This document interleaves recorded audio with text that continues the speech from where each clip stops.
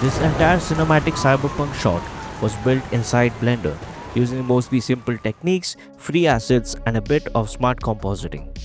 This was originally built on my live streams, so if you want to catch these shots being made in real time, make sure that you are subscribed.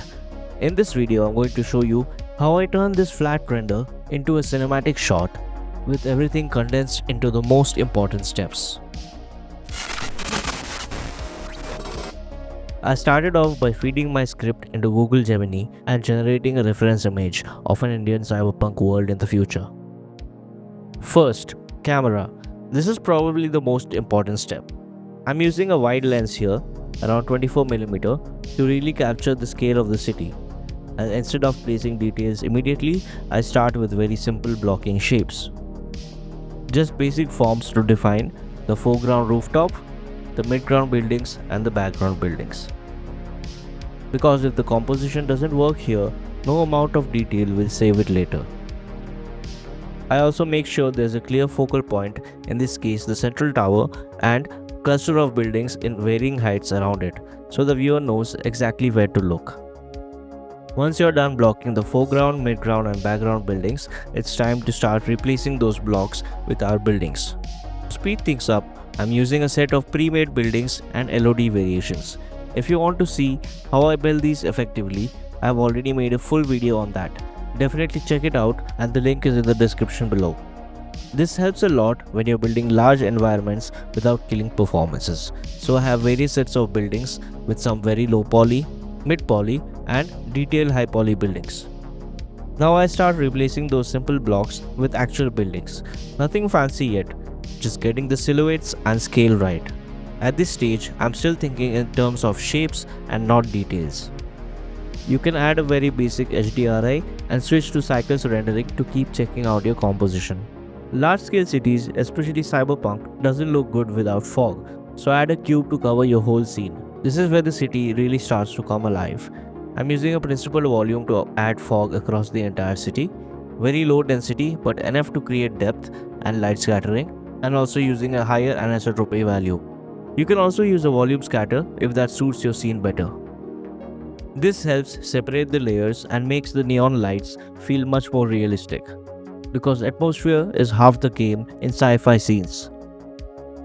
Next up, for the neon signs, I'm going to use trim sheets, which lets me quickly create a variety of signs just by adjusting the UVs. I've used AI to generate some packed trim sheets full of different neon signs that can help me quickly iterate without using a lot of different materials for each of the neon signs. And you can also animate the neon signs. I've covered this entire workflow in another video as well, including 3 different animation techniques. So if you want to go deeper, you can check it out on my channel or in the links below. For the background buildings, we could use a few low poly buildings from Sketchfab just to fill out the skyline very quickly. But if you want to simulate a vast unending skyline, you can use this procedural city generator by Probable Train. Now it has a lot of different options depending on the kind of city layout you want to build. I'm not getting into the details, but it can generate a vast variety of cities, roads, water bodies, etc. You can check out the documentation and create something that suits your style to quickly generate dense clusters of buildings. Then just come down to the download tab and download the STL file. You can extract the zip and find all the layers inside the folder. Bring all of this into an empty project if you wish to preview it. This is a very quick way to get a large city layout with all the different layers such as buildings, roads, water bodies, parks, rivers, etc. And it can actually work very good for aerial shots with some minimal lighting and texturing. So I brought these large city blocks into my blocking scene and placed them at a suitable angle viewable from my camera. This isn't super accurate, but it's very quick for creating large unending cityscapes. Then I selected random faces on the tops of buildings and scaled them on the z-axis to create some height variations. Since these are going to be very far off in the distance, we don't need to go crazy with the texturing. Just find a city night skyline image which looks good to you, choose any diagonal, go to edit mode and project from view. Now for the fun part. Make a new material and plug in the city's texture you downloaded into the base color and emission of the new material. Scale the UVs up until the building lights look the correct size. You can see that from a distance these already look good enough to be included in the render. It gives the illusion of a massive city without actually modeling everything. If you see empty spaces, just select those building faces and move the UVs around until you get lights projected on the building. This is a quick and dirty method to make large city blocks, but you can see it's very effective. You can also add a color ramp between the emission node and your image texture to specify the color of the buildings according to your scene. Move the sliders around to control the window emission and adjust the strength according to the visibility you want in your scene. Next, color. I'm adjusting the neon colors based on the mood of the scene. Right now they are all over the place and very multicolor, but for the opening shot of my short film, I had a specific color palette in mind. Cool tones dominate with some warm accents to guide the eye. This helps create contrast and also subtly support the story. And after these steps, this is what I had. For the rooftop foreground, I'm using my rooftop asset pack, which you can download from Gumroad, link in the description below. It's designed exactly for shots like this, quick cinematic setups without starting from scratch. It's completely free, and if you like it, please do leave a rating for more such packs like this in the future. To add more life, I'm using simple smoke and steam planes. These are just textures on planes, nothing complicated. These are just a transparent and a translucent shader mixed with a mixed shader and using the steam element to drive the mixed shader factor. If you feel the steam gets lost in the scene, you can replace the translucent texture with an emission node, but it won't react to the light in your scene. And this was what I had so far.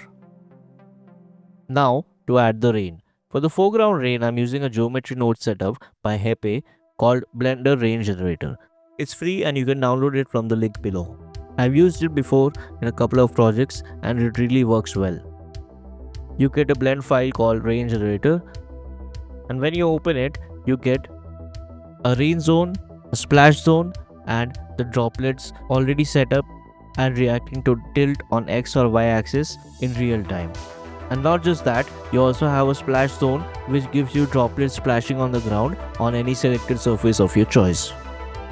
To use this in your scene, just make a new ground plane and a rain zone. Make sure you append the blend file to this project as well and select all the node trees. Add a geometry nodes modifier on the rain zone and select the rain zone node graph. You can adjust the scale of the zone. Similarly, select your ground plane and add the splash zone. Now if we were to add this geometry nodes rain to the whole scene, your computer would most definitely die. So I defined a narrow zone nearby my camera and the rooftop and added foreground rain over there. I made a new scene and copied everything from my main scene and selected everything other than the rain zone and put it in a new holdout collection. And you can select the holdout option from the side panel. You also need to go to your render properties and enable film and transparent glass. Also make sure to delete the fog volumes from this scene, otherwise they'll render in spite of the holdout.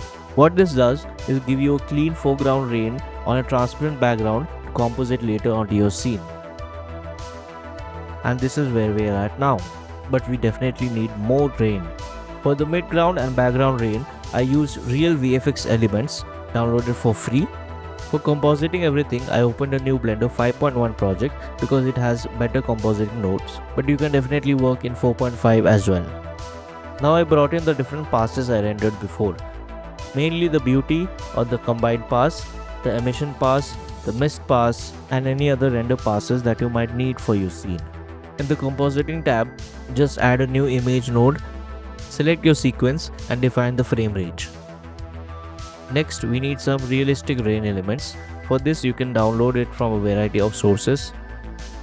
I'll include some links in the description below, but mainly FX Elements and footagecreate.com had some good VFX elements. Adding the foreground rain was quite easy as it was on a transparent background, so I just used an alpha over node, plugged my beauty pass into the background, and the foreground rain we rendered into the foreground input. You can control the factor to control the opacity. Next, we need to blend the VFX elements using the mist pass to control the depth of where they are placed into the scene. For this, add a screen node and plug in the output of your alpha over into the B of the screen node and your rain element into the A of the screen node. If the scale is not right, add a transform node in between and adjust the scale. To change the rotation, you can use the angle value. This helps us match the angle of the rain VFX with the foreground rain that we rendered. The rain VFX didn't have motion blur by default, so I also added a directional blur after the transform node. Match the angle that you used in your transform node subtly to add some directional blur on your rain VFX element. Now we need to use the mist pass from our main scene to define where the midground rain lies, because we certainly don't want it over the entire scene. Use a brightness or contrast node to dial in the distances in your mist pass, and plug in the output from your directional blur into the A input of a multiply node and the mist pass into the B input of the multiply node. By dialing in the brightness or contrast of the mist pass, you can get the rain exactly where you want it to sit in your scene. Depth-based compositing is very new to me, but this is basically how we can do it, and you can add a couple of more rain layers in the same way and use more mist passes to define the distance where the rain sits in your scene. And the factor of the multiply node will control the intensity. And keep using a screen node to mix the previous output with the new rain layers. For the final touches, I do some basic post-processing in the Blender Compositor. But for more advanced control, especially for the rain and lighting, I usually take this into After Effects or DaVinci Resolve. That gives much better flexibility without re-rendering everything. But if you're more comfortable in Blender, you can definitely use its compositor, as it's very capable as well. Especially the 5.1, which has new nodes such as tune image, sensor noise, etc. You can also use an emission pass to further dial in the lights in your scene.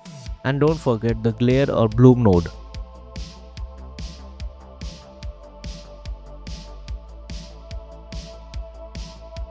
And this is how the shot progressed from a flat render to a cinematic intent with rain, foreground elements, and the final frame.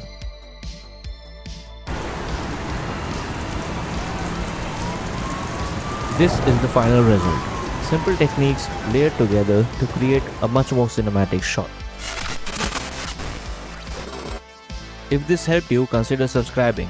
I'll be breaking down more shots like this and building out a full cinematic sequence step by step, and I'll see you in the next one.